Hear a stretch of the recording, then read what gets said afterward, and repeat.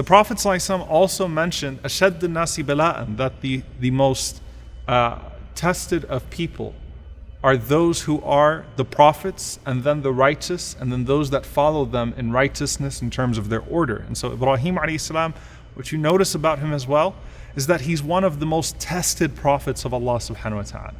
Tested in so many ways. Tested with his father, tested with his people, tested with his children, tested with his spouses, tested with a tyrant, tested with the laity, tested with everybody. Right? So Ibrahim alayhi salam is tested in so many ways throughout his life.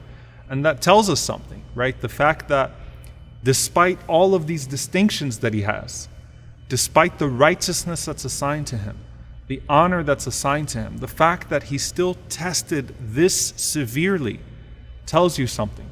It's not that, he is tested even though he is righteous. He's tested because of how loved and righteous he is.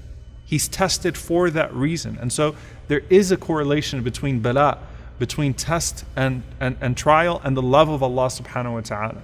And we see it with the Prophet ﷺ, we see it with Ibrahim alayhi salam, we see it with Ayyub alayhi salam, we see it with Yusuf alayhi salam, right, the great grandson of Ibrahim alayhi salam. So there is something to be said about the tests that come to Ibrahim alayhi salam, despite the love of Allah subhanahu wa ta'ala and the high station and the high honor that he gave to him. Allah Azza wa Jal also mentions him amongst those who his favor was completed upon. So again, I want you to see that these are themes in our own lives that typically we not only disconnect with one another, but we think that one of them disqualifies the other. And so the love of Allah, but then the most tested. And then here, Allah completed his favor upon him.